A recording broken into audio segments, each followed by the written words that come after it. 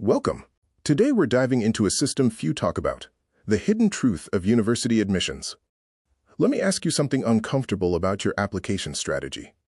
Do you really think universities wait for all applications, read every essay, compare every profile, and then decide how many students to admit?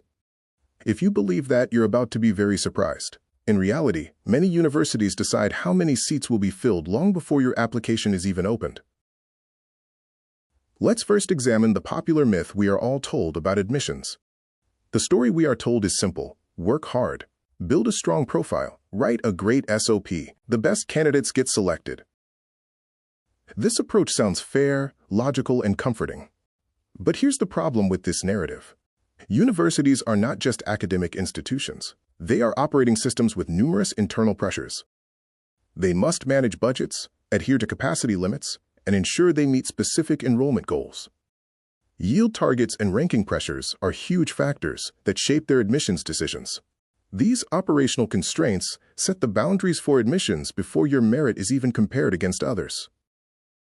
Understanding this reality changes everything about how you should approach your application. You need to move beyond the myth and adopt a strategy that accounts for how the system truly operates. Focus on applying strategically, often meaning earlier, to place yourself within these predetermined capacities. The reality is that merit is only one part of a complex, constraint-driven system. Be aware of the capacity and targets. By understanding the hidden mechanics, you can apply smarter and maximize your chances of success. An eye-opening look at how university admissions really work. Today we're cracking the illusion. This is about the university admissions, the seat allocation system. You might be surprised to learn how strategic the process truly is. The common idea is that admissions is simply about who is good, but there's a much more calculated structure behind the curtain. Imagine a typical university with 1,000 spots to fill for the incoming class. Their process starts long before reviewing your grades. The university already has known quotas, predefined targets they must meet for various student groups. They set specific numbers for how many international students and how many domestic students they aim to admit. These quotas often extend to regional allocations, ensuring diversity across geographical areas. Furthermore, each academic program has a strict quota on the number of students it can accept. This leads to the university's crucial offer strategy, a carefully calculated plan to fill those preset quotas. They understand a key fact: not everyone who receives an offer will accept it. Based on historical data, they calculate precisely how many offers they need to send out to secure those 1,000 students. This reveals the true nature of the admissions decision-making process. The core question isn't solely about assessing who the strongest candidate is. Instead, the process revolves around efficiently filling those numerous pre-allocated buckets or quotas. This is where your application enters the scene, facing competition within a specific context. You're not just competing against every other applicant, but specifically within the bucket of students required to fulfill a quota. Understanding this seat allocation system changes how you view the entire university admissions game. Stay tuned for Part 2, where I'll show you exactly how this complex seat allocation system operates. Welcome to Part 2 of how university seat allocation actually works. Today we are diving deep into the capacity planning model. Every university begins their admission process by working backward from a set of constraints. These constraints define the limits of what the university can handle. They don't simply ask, who is the best student in the world? Instead, they ask a critical question for their strategic goals. Their question is, how do we assemble the right mix of students to meet our strategic needs and constraints? Universities face several non-negotiable constraints that dictate how many seats they can offer and to whom.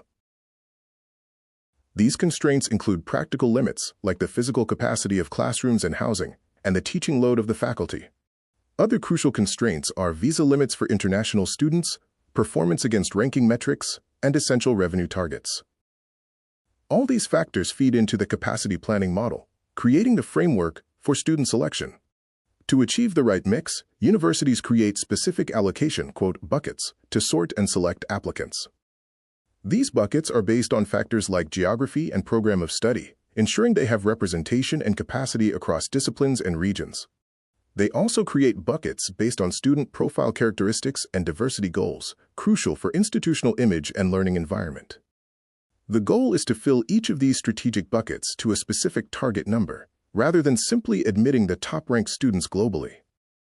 Here's where the brutal math comes in: yield management. This is about predicting how many admitted students will actually enroll. Admissions is therefore not a ranking problem of choosing the, quote, best 100. It's a probability optimization problem. If a university needs 100 Indian students and only 30% accept offers, they must send around 330 admits to hit their target. The choices made in admissions are driven by the need to fill these strategic targets, which prioritizes fit over pure quality. This means a very strong profile might be rejected if their bucket is already full, or if their predicted enrollment probability is too low. Conversely, a student with an average profile might be admitted if they fit perfectly into a high-priority, underfilled bucket. The key is their fit into the allocation model, not just their academic standing compared to all other applicants. In Part 3, we will use this knowledge of allocation and yield management to explain why statements of purpose might seem random, but truly are not. Remember, admissions is about capacity planning and probability optimization to ensure the university meets its enrollment goals and constraints. Stay tuned for Part 3 to demystify the seemingly random outcomes of your statements of purpose. In Part 3, we're tackling a frustrating feeling many applicants have. Why does your statement of purpose, or SOP, feel randomly judged? It's baffling when you put in months of effort, crafting a perfect SOP, only to feel like the results are totally unpredictable. This isn't chaos. There's a method to the madness. Why does your statement of purpose seem to yield results that defy logic? It comes down to understanding the real role of your SOP in the admissions process. The core truth is that your SOP is not primarily a ranking tool. It's not there just to list your achievements and put you on a scale from 1 to 10. The actual function of the SOP is to serve as a justification tool. Think of it as the evidence that supports a decision already made by the system. The admission system first decides, we need one more student in this bucket. This decision is based on optimizing the incoming class composition. Only after the bucket is identified, the SOP comes in to answer the question, can we justify placing this specific person here? Your SOP provides the narrative and context for that justification. This explains why two applicants with similar profiles can get completely different results. One might happen to fit a currently needed bucket, while the other does not.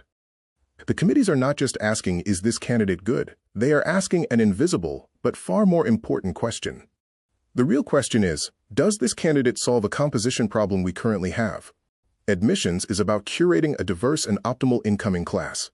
This composition involves several factors, including country mix, academic background mix, and industry mix.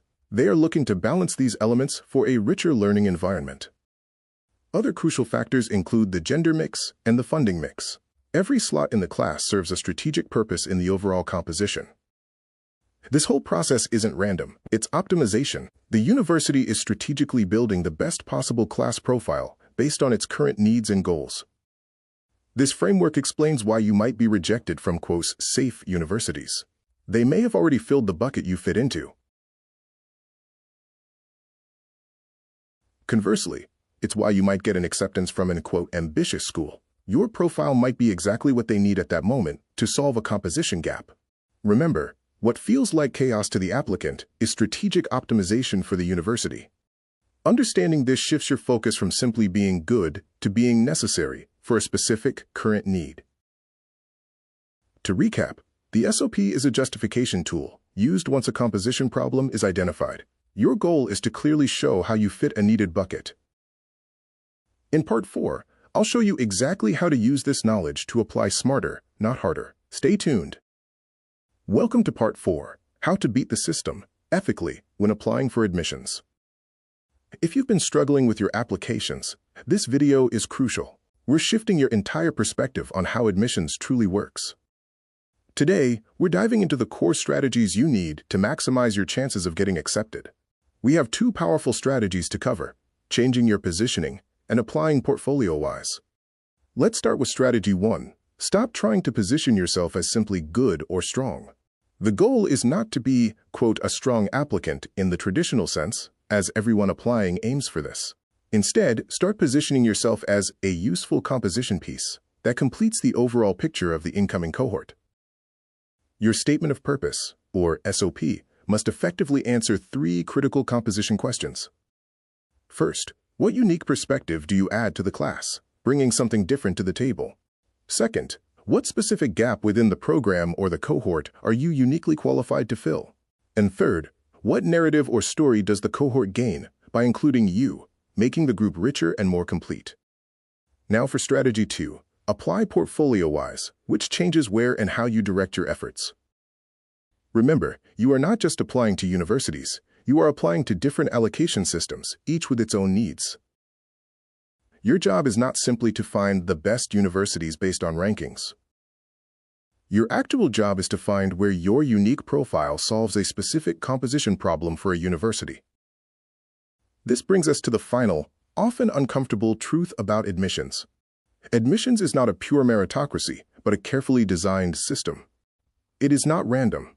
Once you understand the design, you stop being confused by rejections and start playing the game strategically to your advantage. If these strategies have changed how you think about applications, you won't want to miss what's next. Subscribe now, because in the next video, I'll show you exactly how to engineer your SOP to speak directly to these design systems.